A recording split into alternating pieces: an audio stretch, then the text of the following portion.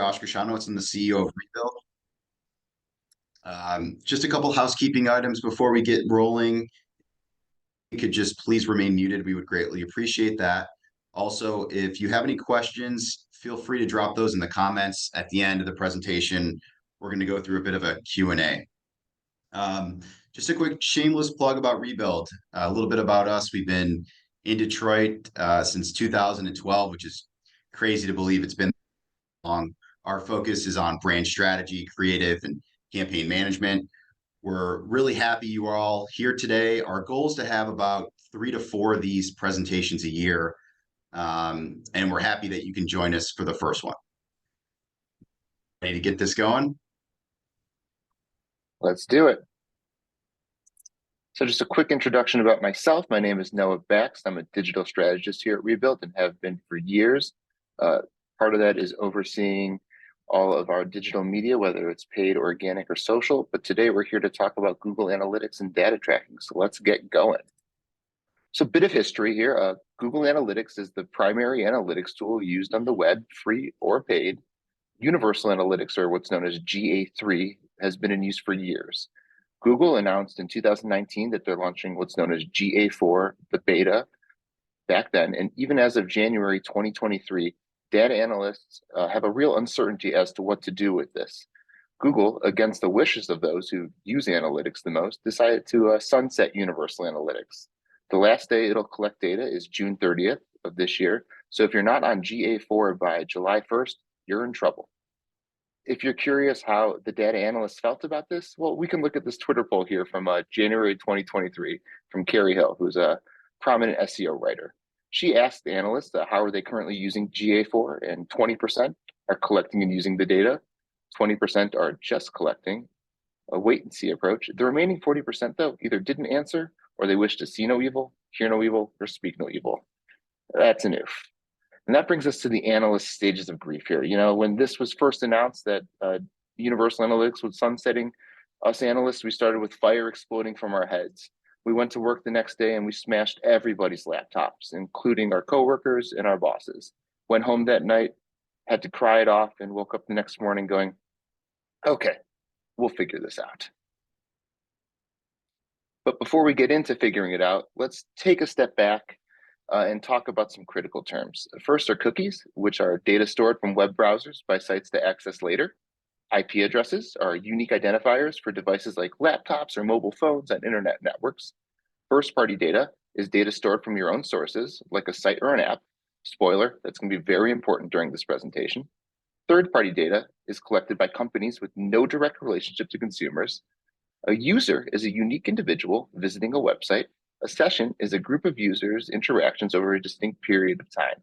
So a user can have multiple sessions on a website, and those sessions are linked to the individual user. So what is it about GA4 that scared analysts? This might not sound like a lot, but it's the shift in data modeling from sessions to events as the primary mode of data collection. So instead of tracking user behaviors based on individual visits to a site, a user's behaviors are now tracked by each interaction and stored over time. All right, it's pretty scary. It's new, and because anything's new, it has to be scary. But let's dig a little deeper and find out. Previously, just going to a site started a data collection flow to analytics. Now, any event trigger, like a page view, click, or exit, kicks off data collection. Session data, which was previously the primary, is still available, but by making events the starting point, analytics tracks users' site and shopper journeys across multiple sessions, instead of just grouping their sessions individually. This new model adds greater context to individual site journeys, and of course, benefits Google. The unspoken truth is it really reduces the load on Google servers. There, of course, is also a PR aspect to all of this, if we're being fair.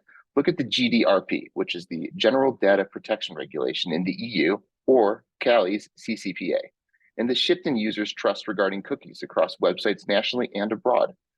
Google knows it needed to change how it held users' data, especially going forward. More sites, if you browse the internet, you may notice, are asking you to accept cookies before using them. Google knows in the future it will not be able to count on IPs to track web behavior everywhere. So to get ahead of this, they created 3 alternatives, which, like any of Marvel's heroes, can work alone or together. I want to point out that only one of these methods needs to be working to isolate and track users' behavior.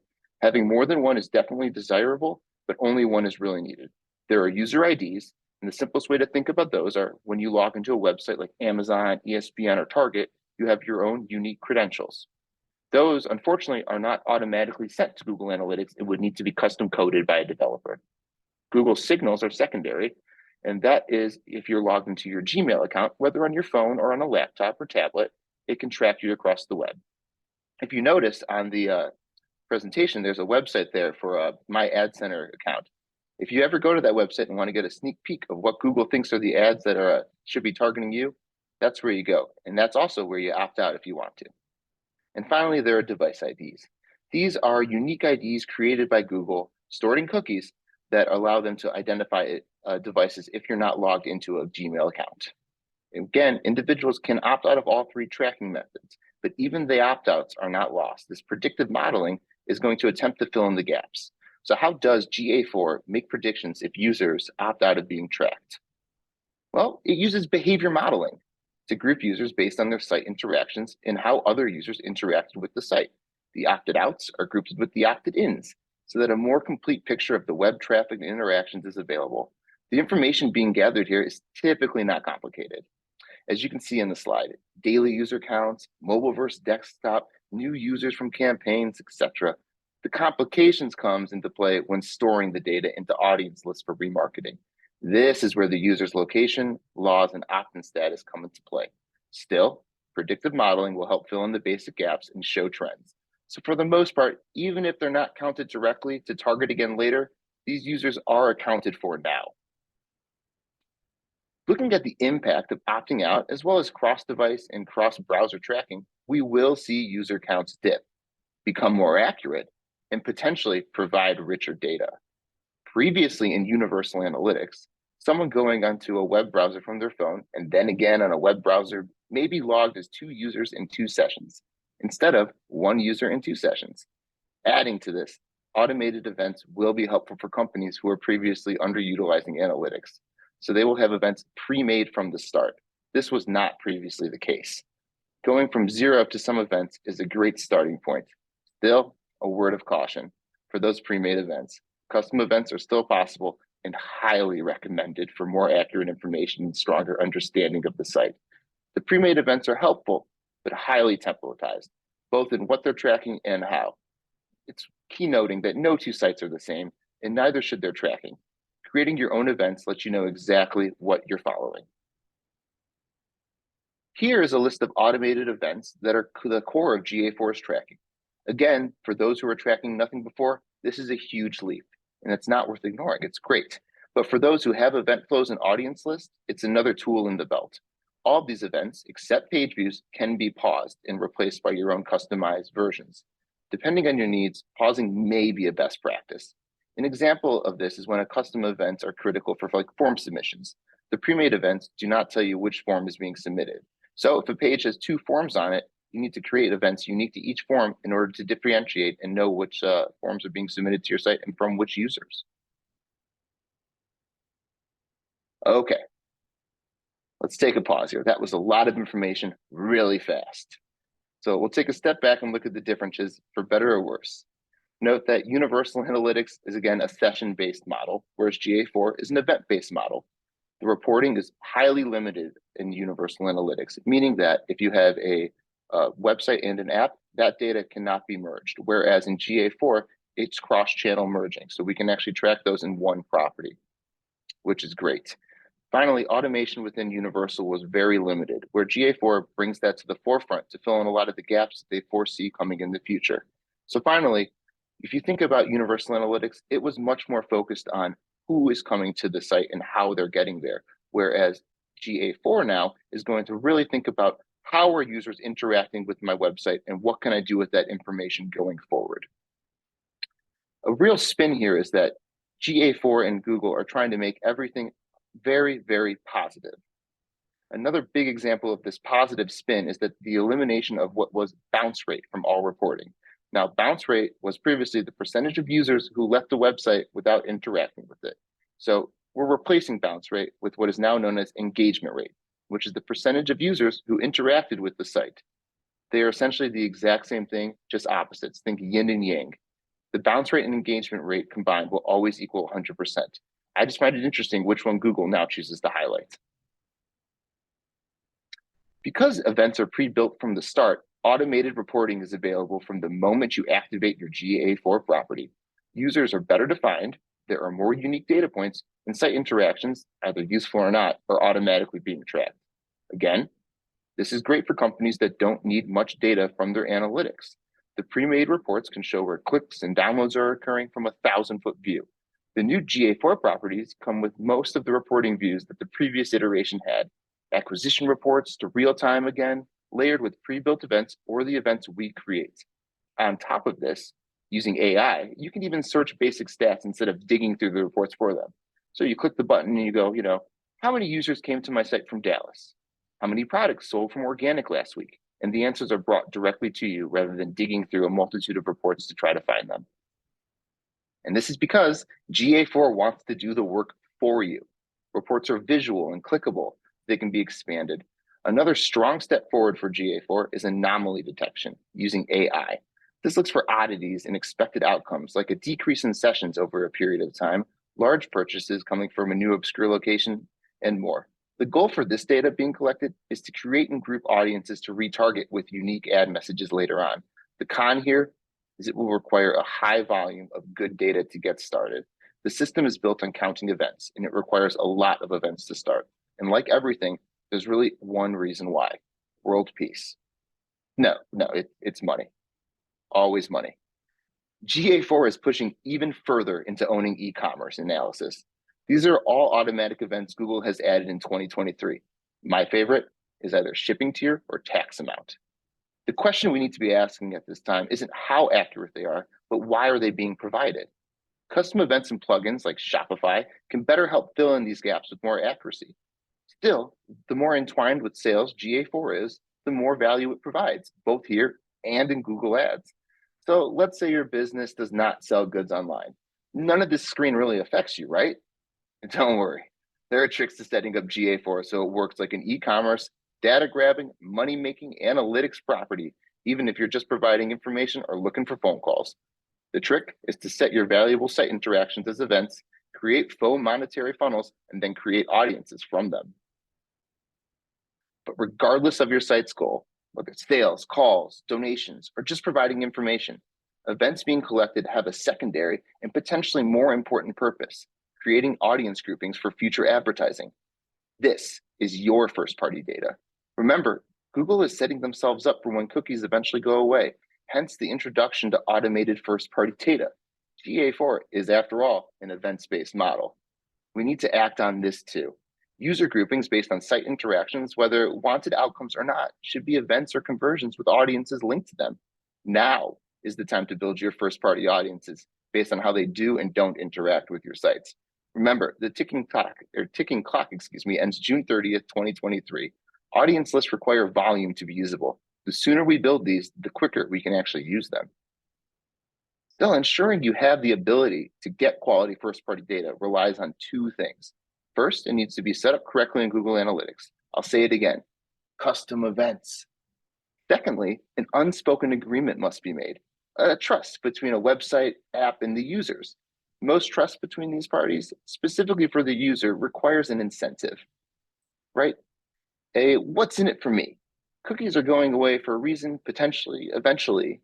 Regardless, people are more private with their data, and that is only set to increase. It is up to us to strategically build our sites so that we give users a reason to allow us to house some of, if not all, of the data we deem valuable for future business successes. We want to push for opt-ins to get cleaner data. This is all too obvious and easier for e-commerce sites, where logging into an account to make a purchase is typically required in an already established medium. But what about sites that don't sell goods? Let's say, for example, on how to incentivize it as a means of rethinking and how these sites could be used to track e-commerce focus without sales. Well, let's look at a nonprofit site. So for a nonprofit site to mandate a user ID, a login, and a password, they need to provide good value for the individual. Quick thoughts on how to do this is to show a record of previous donations for taxes, have a running count in a gamified badge system counting total donations over a user's lifetime. This is essentially what fitness apps do. Instead of, hey, you just knocked out your 100th strength class, it would say, wow, you just got up to $1,000 in donations. Way to make an impact. These could then be shared across social media because, both are worth bragging about, I guess. How do we make this e-commerce? Well, this one is simple. The donation amount is the sale. Incomplete donation forms are used for people who put items into the cart but don't check out. We then create audience groupings for both behaviors and target them differently. If they donated, you send them messages saying, hey, thanks, your impact is appreciated. We can't wait to talk to you again. If they don't, you go, hey, we still need your help. This is somewhat similar to for a healthcare website as another example. Why not create logins to allow patients to access to their previous visits, payments made, and medical history? Of course, we would not track anything directly related to medical records, nor would we want to. The login connection lets analytics verify this user is who they are, nothing more. And there is value in doing so. From a business perspective, they can be retargeted based on their site behavior, not medical history. If they go to a page about teeth whitening, target them with ads for teeth whitening. Or if they go to schedule an appointment, select a form in the dropdown, and teeth whitening is the choice that they want to go with, but don't check out or submit the form, well, we would follow them around with ads regarding teeth whitening. As a final summary here, GA4 is built for websites who are new to tracking events, but allows data analysts the tools to adapt and customize as needed. E-commerce is the way to think for all sites, not just sales sites. We are just getting started here. And even though this began in 2019, the real beginning for many is July 1st, 2023. The time to start collecting data and creating these properties is now. It's worth noting that Google is not done. GA4 is constantly being updated and getting new features. Most of the widgets within the actual platform ask analysts, do you like this tool? Which is a brand new thing that Google has done. So far in the past, we've never been asked our opinion. And this is exciting.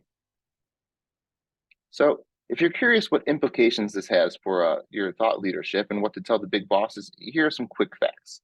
Your user counts on analytics will go down, but we assume the accuracy will go up.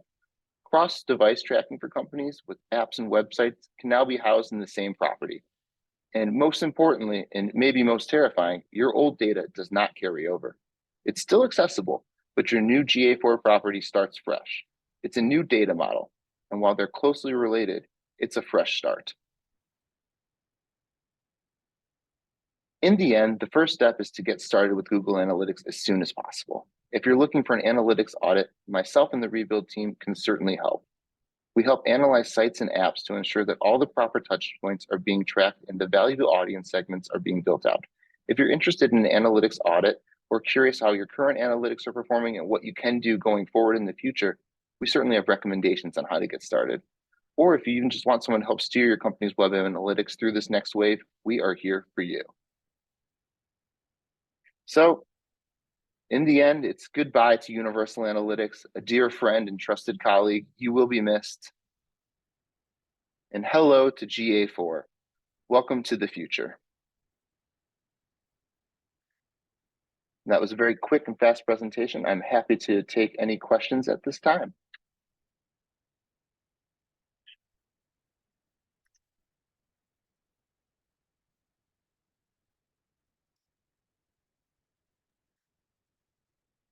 Yeah, thanks, Noah. If anybody wants to add some questions to the chat, but I'll get us started. Noah, when you said in June, I believe is the deadline for the GA4 switch, is that correct? Yeah, so all Universal Analytics properties will stop collecting data starting June 30th. July 1st is the day of reckoning for those who have not transported their data over to GA4.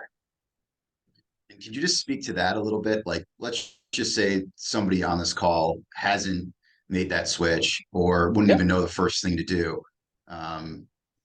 What do they do? And then also, what happens if they don't make the switch? Well, the first thing is if you don't make that switch, starting July 1st, you will no longer be tracking any website-related events and data through analytics, which is primarily what most companies and websites use for their analytics software. So starting July 1st, you will just go from tracking everything you were previously to nothing going forward.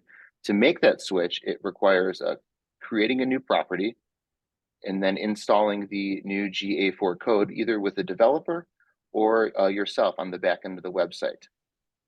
It's a non-complicated process, but there are some tricks to it that involve being a little bit more tech savvy. So definitely try to rely on a technical developer if you can. Okay. We just had a question come through.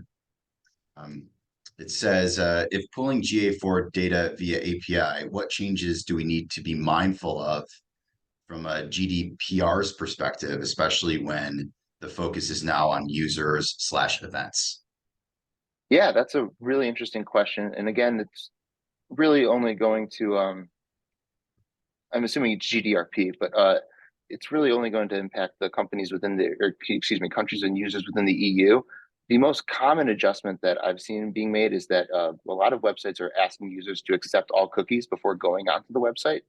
And that in and of itself kind of checks the box of the user has created an agreement, because what you're looking for is the individual to say, I'm okay with this company or website storing my data.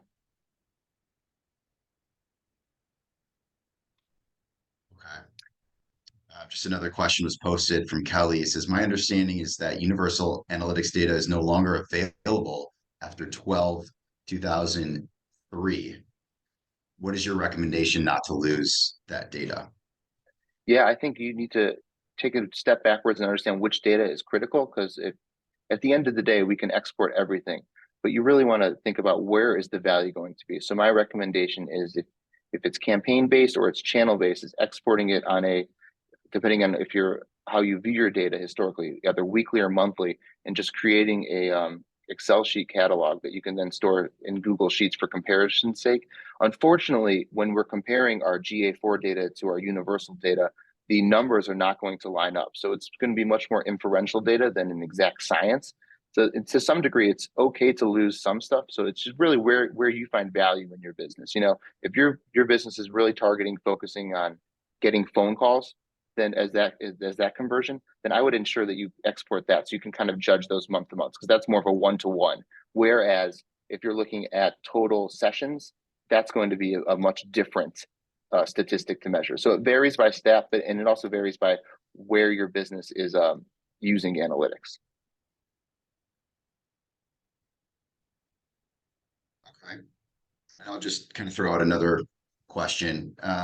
What's something Sure. that somebody needs to look out for if they're trying to do this themselves, right? Or if they're hiring somebody, and what are the questions they should be asking to make sure it's being done right? Totally. I think the first and most important aspect of this is understanding what the automated events are. So, and I'm going to get a little bit in the weeds here. I apologize for that. But really, what it comes down to, and Google has a guide, is that, for example, for forms, it's looking for a certain piece of code to be submitted on the back end of the site that tells you that a form is being sent. And that's typically in HTML. But that's not the only type of forms that exist on the web. So we want to make sure that if your website uses a different variety of events than Google has as automated events, that you have those plugged in correctly. And that's getting a little bit more technical. But from an overview standpoint, the real key here is to understand that GA4 is designed for users who are underutilizing Universal Analytics and to give Google more data. If you use Universal Analytics intensely and have a ton of events in there, I recommend that pausing most of your or the automated events and relying solely on custom events. That's where you'll get the rich data and guarantee that you know what you're like looking at. Okay. And I just got a text message question. Oh, It says, wow. how does this event, how does this affect tracking conversions of my Google ad campaigns? Great question. So you will have to relink your Google Ads campaigns to the new Google Analytics 4 property, as well as import any on-site conversions that you're tracking through Google Ads into the Google Ads property.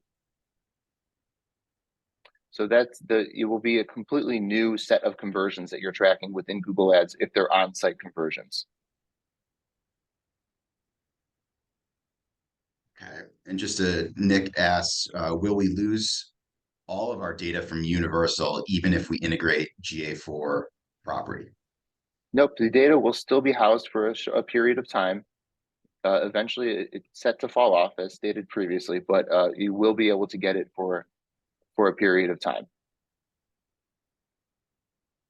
It will just stop tracking going forward is the key point here. Okay. Now we're coming up on a half an hour. Noah, is there anything else you'd like to add, or anything else you want to mention regarding Google Analytics? And of course, if there's any other questions, we'd be happy to answer those. Yeah, I think that the critical takeaway from this is that it's not that all of the previous data that Google Analytics was tracking in Universal Analytics, still exist, but it's that it's a different viewpoint. So our starting point is just different versus from where we were starting from before. So again, sessions are being held, but the value of a session is more critical in the sense that it tracks a user's lifelong journey across the website. So coming back to it, how many times does it take to convert, things of that nature. Okay. We just had two more questions come through. Sure. Mary asks, please cover again how to store all the past data from future consumption. Yeah, unfortunately, that's a very manual process to my knowledge, and that's kind of just exporting Excel sheets of either custom built reports or the pre-made reports with different time frames and storing them just so you have records of them. It's not going to be as easy as just creating a shell within Google Drive. Unfortunately, it's going to be a bit manual. Okay. And it looks like one of our last questions here. If Rebuild is handling Google Analytics for an organization, is there anything I need to do, Mark? I'm happy to answer that question. No, we got you, and we're ahead of the curve on that one, and we're taking Your care of GA4 everything. property is set up and already tracking events. That's right.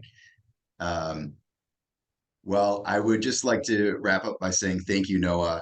You did a great Of job. And course. if there's anybody out there that is looking to get some additional questions answered or just to have a conversation with Noah, I don't know if you want to throw up your email address one more time, feel free to reach out to any of us here at Rebuild, but specifically if you want to ask Noah a question, we'd be happy to, or he'd be happy to answer that for you. Certainly. Hope everybody has a great rest of their day and a lovely weekend coming up. Thank you all. Thanks all.